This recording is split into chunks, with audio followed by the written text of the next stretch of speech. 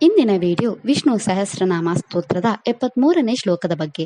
ಈ ವಿಡಿಯೋದಲ್ಲಿ ವಿಷ್ಣು ಸಹಸ್ರನಾಮ ಸ್ತೋತ್ರದ 73ನೇ ಶ್ಲೋಕದ ಅರ್ಥವನ್ನು ತಿಳಿದುಕೊಳ್ಳೋಣ ಮತ್ತು ಈ ಶ್ಲೋಕವನ್ನು ಪಠಿಸುವುದರಿಂದಾಗುವ ಪ್ರಯೋಜನಗಳನ್ನು ಸಹ ನಾವು ತಿಳಿಯೋಣ. ವಿಷ್ಣು ಸಹಸ್ರನಾಮ ಸ್ತೋತ್ರದ 73ನೇ ಶ್ಲೋಕವು ಹೀಗಿದೆ. ಸ್ತವ್ಯಸ್ತವ ಪ್ರಿಯ ಸ್ತೋತ್ರಂ ಸ್ತುತಿ ಸ್ತೋತಾರಣ ಪ್ರಿಯ ಪೂರ್ಣ ಪೂರಹಿತ ಪುಣ್ಯ ಪುಣ್ಯಕೀರ್ತಿರಣಾಮಯ. ಈ ಶ್ಲೋಕದಲ್ಲಿ ಭಗವಾನ್ ವಿಷ್ಣುವಿನ 11 ನಾಮಗಳಿವೆ. ಈಗ ಭಗವಾನ್ ವಿಷ್ಣುವಿನ ಈ ಪ್ರತಿಯೊಂದು ನಾಮದ ಅರ್ಥವನ್ನು ತಿಳಿದುಕೊಳ್ಳೋಣ. ಮೊದಲ ವಿಷ್ಣು ನಾಮವು ಹೀಗಿದೆ. ಓಂ ಸ್ತವಾಯ ನಮಃ. ಈ ವಿಷ್ಣು ನಾಮದ ಅರ್ಥ ಭಗವಾನ್ ವಿಷ್ಣು ಎಲ್ಲರಿಂದಲೂ ಹೊಗಳಲ್ಪಡುವವನು ಅಥವಾ ಯಾವುದೇ ಕಾರಣವಿಲ್ಲದೆ ಭಗವಾನ್ ವಿಷ್ಣು ಬೇರೆ ಯಾವುದೇ ಜೀವಿಯನ್ನು ಎಂದಿಗೂ ಹೊಗಳುವುದಿಲ್ಲ. ಎರಡನೇ ವಿಷ್ಣು ನಾಮವು ಹೀಗಿದೆ. ಓಂ ಸ್ತವ ಪ್ರಿಯಾಯ ನಮಃ. ಈ ವಿಷ್ಣು ನಾಮದ ಅರ್ಥ ಭಗವಾನ್ ವಿಷ್ಣು ತನ್ನ ಭಕ್ತರು ಅವನನ್ನು ಹೊಗಳುವುದನ್ನು ಇಷ್ಟಪಡುತ್ತಾನೆ ಅಥವಾ ಅವನು ಸ್ತುತಿಗೀತೆಗಳಿಂದ ಸಂತೋಷ ಪಡುವವನು. ಮೂರನೇ ವಿಷ್ಣು ನಾಮವು ಹೀಗಿದೆ. ಓಂ ಸ್ತೋತ್ರಾಯ ನಮಃ. ಈ ವಿಷ್ಣು ನಾಮದ ಅರ್ಥ ಭಗವಾನ್ ವಿಷ್ಣು ತನ್ನ ವೈಭವ, ಗುಣಲಕ್ಷಣಗಳು ಮತ್ತು ವಿವಿಧ ಹೆಸರುಗಳನ್ನು ಘೋಷಿಸುವ ಸ್ತೋತ್ರದ ರೂಪದಲ್ಲಿರುತ್ತಾನೆ. ನಾಲ್ಕನೇ ವಿಷ್ಣು ನಾಮವು ಹೀಗಿದೆ. ಓಂ ಸ್ತುತಯೇ ನಮಃ. ಈ ವಿಷ್ಣು ನಾಮದ ಅರ್ಥ ಭಗವಾನ್ ವಿಷ್ಣು ತನ್ನ ಎಲ್ಲಾ ಭಕ್ತರು ಮತ್ತು ದೇವತೆಗಳಿಂದ ಸ್ತುತಿಸಲ್ಪಡುವವನು. ಐದನೇ ವಿಷ್ಣು ನಾಮವು ಹೀಗಿದೆ. ಓಂ ಸ್ತೋತ್ರೇ ನಮಃ. ಈ ವಿಷ್ಣು ನಾಮದ ಅರ್ಥ ಭಗವಾನ್ ವಿಷ್ಣುವಿನ ಭಕ್ತರು ಅವನ ಶಕ್ತಿ ಮತ್ತು ಅವನ ಲೀಲೆಗಳ ಮೇಲೆ ಆಡುವವರು. ಆರನೇ ವಿಷ್ಣು ನಾಮವು ಹೀಗಿದೆ. ಓಂ ರಣಪ್ರಿಯಾಯ ನಮಃ.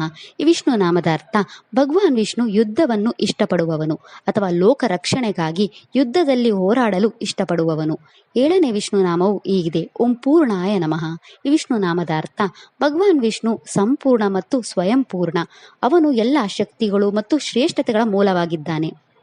ಎಂಟನೇ ವಿಷ್ಣು ನಾಮವು ಹೀಗಿದೆ. ಓಂ ಪುರಯತ್ರೇ ನಮಃ. ಈ ವಿಷ್ಣು ನಾಮದ ಅರ್ಥ ಭಗವಾನ್ ವಿಷ್ಣು ತನ್ನ ಭಕ್ತರ ಇಚ್ಛೆಗಳನ್ನು ಪೂರ್ಣಗೊಳಿಸುವವನು. ಒಂಬತ್ತನೇ ವಿಷ್ಣು ನಾಮವು ಹೀಗಿದೆ. ಓಂ ಪುಣ್ಯಾಯ ನಮಃ. ಈ ವಿಷ್ಣು ನಾಮದ ಅರ್ಥ ಭಗವಾನ್ ವಿಷ್ಣು ತನ್ನ ಬಗ್ಗೆ ಯೋಚಿಸುವವರ ಪಾಪಗಳನ್ನು ತೆಗೆದುಹಾಕುವವನು. ಹತ್ತನೇ ವಿಷ್ಣು ನಾಮವು ಹೀಗಿದೆ. ಓಂ ಪುಣ್ಯ ಕೀರ್ತಯೇ ನಮಃ. ಈ ವಿಷ್ಣು ನಾಮದ ಅರ್ಥ ಭಗವಾನ್ ವಿಷ್ಣು ಭಕ್ತರ ಪಾಪಗಳನ್ನು ಹೋಗಲಾಡಿಸಲು ಪ್ರಸಿದ್ಧನಾಗಿದ್ದಾನೆ. 11ನೇ ವಿಷ್ಣು ನಾಮವು ಹೀಗಿದೆ. ಓಂ ಅನ್ನಮಯಾಯ ನಮಃ. ಈ ವಿಷ್ಣು ನಾಮದ ಅರ್ಥ ಭಗವಾನ್ ವಿಷ್ಣು ಎಂದಿಗೂ ಅನಾರೋಗ್ಯಕ್ಕೆ ಒಳಗಾಗದವನು ಅಥವಾ ಆಂತರಿಕ ಅಥವಾ ಬಾಹ್ಯ ಕಾರಣಗಳಿಂದ ಉಂಟಾಗುವ ಯಾವುದೇ ಕಾಯಿಲೆಯಿಂದ ಬಳಲದವನು. ಈ ಶ್ಲೋಕವು ನಮಗೆ ಆಧ್ಯಾತ್ಮಿಕ ವಿಮೋಚನೆಯನ್ನು ಪಡೆಯಲು ಸಹಾಯ ಮಾಡುತ್ತದೆ. ಇದು ದೈಹಿಕ ಮತ್ತು ಕರ್ಮ ರೋಗಗಳು ಅಥವಾ ದುಃಖಗಳಿಂದ ನಮ್ಮನ್ನು ಮುಕ್ತಗೊಳಿಸುತ್ತದೆ. ಈ ಶ್ಲೋಕವನ್ನು ಪಠಿಸುವುದರಿಂದ ನಮಗೆ ಆಳವಾದ ಆಂತರಿಕ ಶಾಂತಿ ಪಡೆಯುತ್ತೇವೆ. ನಮ್ಮ ಎಲ್ಲ ಸಂಗ್ರಹವಾದ ಪಾಪಗಳು ನಾಶವಾಗುತ್ತವೆ ಮತ್ತು ನಮಗೆ ಸಂಪೂರ್ಣ ನೆರವೇರಿಕೆ ಸಿಗುತ್ತದೆ. ಈ ಶ್ಲೋಕವನ್ನು ನಿಯಮಿತವಾಗಿ ಪಠಿಸುವುದರಿಂದ ಸಮಾಜದಲ್ಲಿ ಯಶಸ್ಸು, ಹೆಸರು ಮತ್ತು ಖ್ಯಾತಿಯನ್ನು ಪಡೆಯಲು ಸಹಾಯವಾಗುತ್ತದೆ. ಇದು ನಮ್ಮ ಜೀವನದಲ್ಲಿ ಉತ್ತಮ ಅರ್ಹತೆಗಳನ್ನು ಪಡೆಯಲು ಸಹಾಯ ಮಾಡುತ್ತದೆ.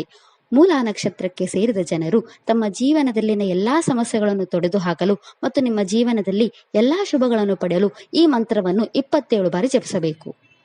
ಇದಿಷ್ಟು ವಿಷ್ಣು ಸಹಸ್ರನಾಮ ಸ್ತೋತ್ರದ 73ನೇ ಶ್ಲೋಕದ ಕುರಿತಾಗಿತ್ತು. ನಾಳೆಯ ವಿಡಿಯೋದಲ್ಲಿ ವಿಷ್ಣು ಸಹಸ್ರನಾಮ ಸ್ತೋತ್ರದ 74ನೇ ಶ್ಲೋಕದ ಮೇಲೆ ಚಿಂತನೆಯನ್ನು ಮಾಡೋಣ. ಶ್ರೀಕೃಷ್ಣ ಅರ್ಪಣಮಸ್ತು. ಈ ವಿಡಿಯೋ ಇಷ್ಟ ಆದರೆ ಲೈಕ್ ಮಾಡಿ, ಶೇರ್ ಮಾಡಿ ಮತ್ತು ಚಾನೆಲ್ ಸಪೋರ್ಟ್ ಮಾಡೋಕೆ ಸಬ್ಸ್ಕ್ರೈಬ್ ಮಾಡಿ. ಧನ್ಯವಾದಗಳು.